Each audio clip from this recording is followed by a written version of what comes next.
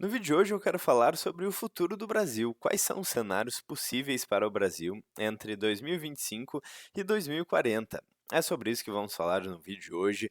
Se você curte o conteúdo do canal, não esqueça de deixar o like, clicar no sininho, inscrever-se no canal e ficar à vontade, então, na seção dos comentários. Rapidamente aqui vou passar por algumas notícias para falar sobre a situação atual do Brasil. Eu vou passar rápido porque já mencionei algumas dessas notícias recentemente nos vídeos aqui do canal. Então, primeira notícia aqui do ranking aí de homicídios no Brasil. Um dos maiores problemas do Brasil, se não o maior, é a questão da segurança. Então, boa parte das pessoas está necessitando aí, gostaria muito que o problema da segurança fosse resolvido. E não é impossível, foi resolvido em El Salvador, por exemplo, o país que saiu aí de um dos países mais perigosos do mundo para um dos países mais seguros do mundo. Então, a taxa de homicídio caindo drasticamente aí em El Salvador. Você pode fazer várias críticas, mas o fato é que a estatística comprova que é possível sim reduzir a criminalidade.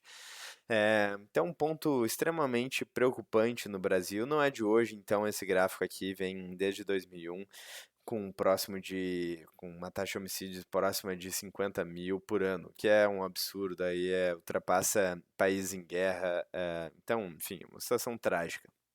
Ibovespa em dólar aqui, então, gráfico que eu já mostrei várias vezes aqui no canal, a gente tem basicamente um Ibovespa que não recuperou o seu valor, se a gente corrigir para o dólar, desde 2010, o que é trágico também do ponto de vista econômico. Basicamente, políticos e burocratas aí estão silenciosamente, aos poucos, eh, corroendo o poder de compra da população. Então, quando a gente vai no supermercado, quando a gente vai abastecer o nosso carro e tudo está mais caro, isso acontece por conta da inflação, expansão da base monetária.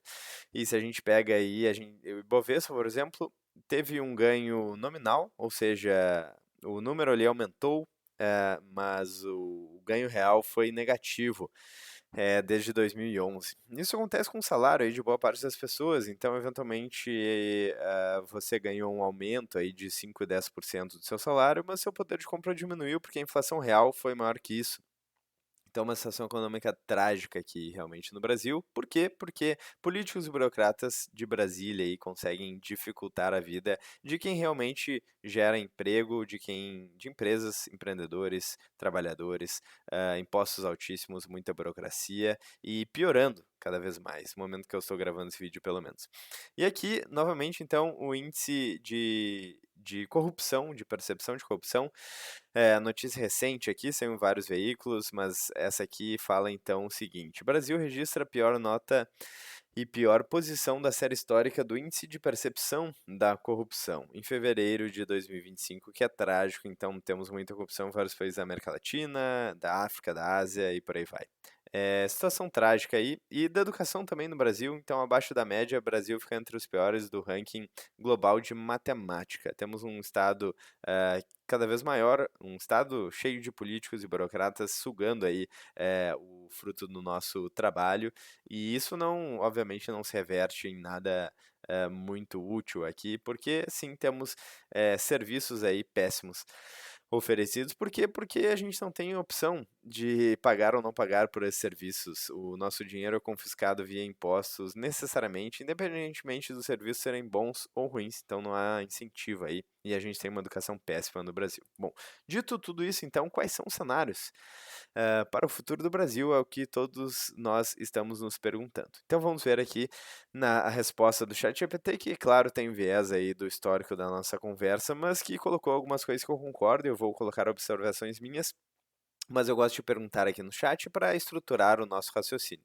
Então, o Brasil está em uma encruzilhada. O país pode caminhar rumo a um ciclo de renovação e liberdade ou afundar ainda mais em estagnação, estatismo e dependência. E abaixo estão os 4 principais cenários aqui traçados pelo ChatGPT possíveis para o Brasil nos próximos anos, com base em tendências econômicas, sociais e políticas. Então vamos dar uma olhada nos principais cenários possíveis para o Brasil de 2025 a 2040. Primeiro cenário aí, um cenário mais pessimista, é o cenário de declínio, a Venezuela 2.0. É um título curioso aqui para esse cenário. Características, então, aumento do controle estatal sobre a economia, impressão de moeda e destruição do poder de compra do real, censura, populismo, criminalização da liberdade econômica, fuga de capitais e cérebros, colapso da previdência dos serviços públicos. Consequência, inflação crônica, perda de confiança no país e miséria generalizada. Bom, eu diria que é mais ou menos isso que a gente está vendo hoje em dia, no momento que eu estou gravando esse vídeo. Claro que uma tendência lenta rumo ao abismo, certo? Um colapso em câmera lenta aqui, mas de fato é para este caminho que estamos indo no momento atual. Precisamos mudar essa direção aí o quanto antes. Cenário número 2 aqui, então, cenário de estagnação prolongada, o mais provável a curto prazo. Então, características: crescimento medíocre, reformas superficiais, alto custo Brasil, excesso de burocracia, manutenção do jeitinho e da cultura de dependência estatal, Estado inchado e ineficiente, população endividada e descrente, desculpa, da política. Consequências aqui, então: falta de perspectiva, fuga de jovens investidores, empobrecimento lento. De fato, isso está acontecendo sim. Parece que de tempos em tempos, aí, quando a corrupção, a roubalheira e a economia começam a colapsar totalmente, ah, o deep state, digamos assim, do Brasil, aqueles políticos e burocratas mais antigos, eles permitem uma reforma um pouco mais superficial para que eles consigam continuar aí parasitando, certo? Se o hospedeiro não está mais aqui para ser parasitado, o parasita não tem mais o que parasitar, então é necessário aí uma manutenção da máquina. Então, por exemplo, na Argentina, a Argentina estava numa situação de quase hiperinflação, muito próxima aí do abismo, e entra o Milei aí com uma reforma bastante significativa, inclusive na Argentina, de mais liberdade econômica, mais liberdade para empresas, empreendedores, trabalhadores, que realmente aí geram prosperidade na sociedade. Vamos ver se, quando a coisa melhorar um pouco, não vão tirar ele e continuar sugando aí o, o salário e o dinheiro do trabalhador. Mas enfim, eu acho que isso pode acontecer no Brasil, já aconteceu antes e pode acontecer de novo de fato. É um cenário bem provável aqui. Cenário número 3 aqui, cenário de restauração. Brasil soberano e produtivo. Olha só, vamos terminar o vídeo com um certo otimismo, vamos ver.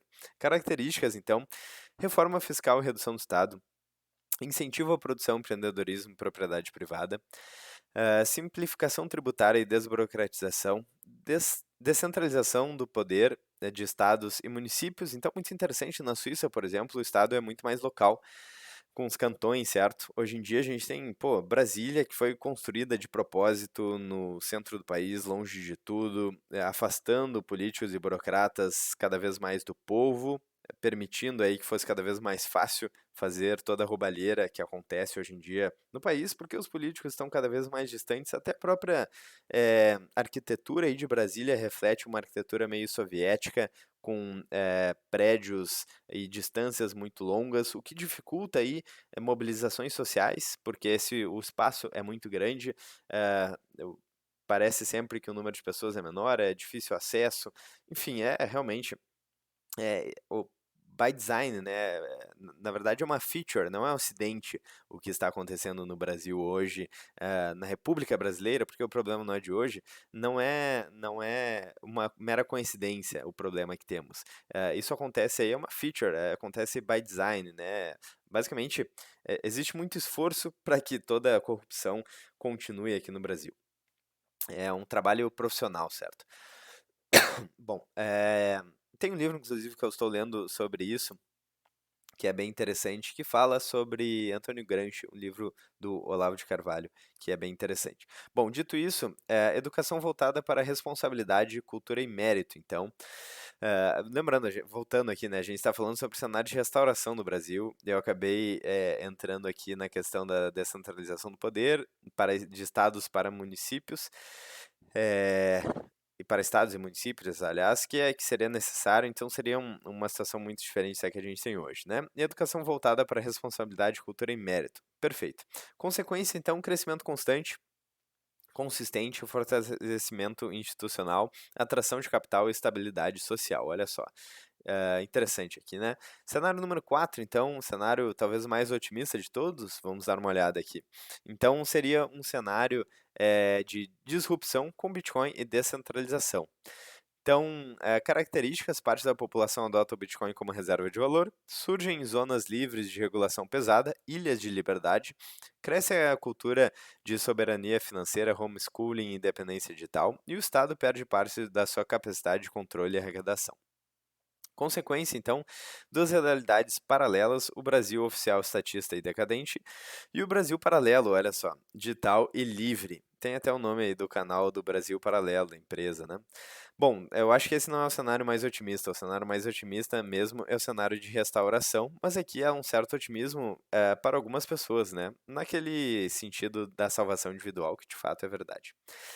Bom, conclusão aqui então: o destino do Brasil não está escrito, mas os rumos prováveis dependem de dois fatores: a decisão da elite política e econômica, reformar ou manter privilégios, e a consciência e ação da população, produzir, resistir, construir alternativas. Quem entender esses cenários pode se proteger ou até prosperar em meio ao caos. Por quê? Porque a salvação é individual. E tem uma conversa muito interessante do Renato Trezoitão com professor Olavo de Carvalho, onde Renato Trezoitão pergunta para o professor: professor, para cada aluno que você educa, os professores aí acabam doutrinando várias crianças. Como vencer esse combate, certo? Se você pode ensinar X pessoas e existem milhares de professores ensinando ideologias, doutrinando crianças nas escolas e universidades. E a resposta, né?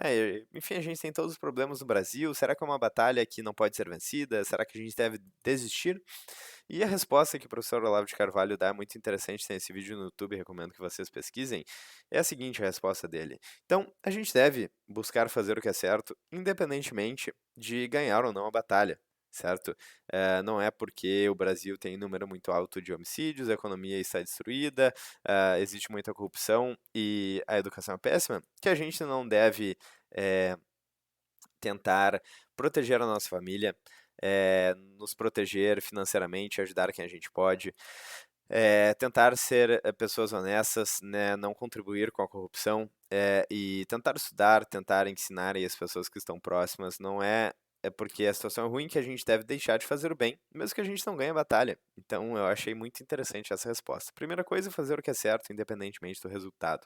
Segunda coisa, ele menciona que a questão da educação funciona como círculos concêntricos. Quando a gente joga uma pedrinha num rio, por exemplo, na água, aquela onda, ela vai se espalhando e atingindo uma área cada vez maior. Isso acontece na educação, por exemplo.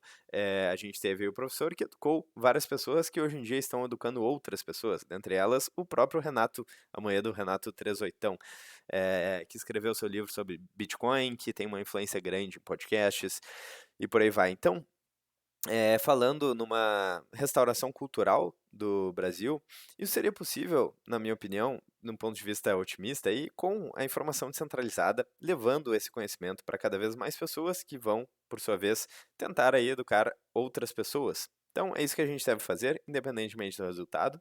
E se a gente tiver um resultado positivo, é lucro, certo? Então é isso, eu acho interessante aqui a conclusão, e eu espero que essa notícia não, essa análise, essa reflexão tenha sido otimista aí de alguma forma para vocês. Se vocês gostaram do conteúdo do canal, não esqueçam de deixar o like, clicar no sininho, inscrever-se no canal e ficar à vontade na seção dos comentários. Eu vejo vocês no próximo vídeo, hoje ou amanhã, enfim, muito em breve. Um grande abraço e até mais.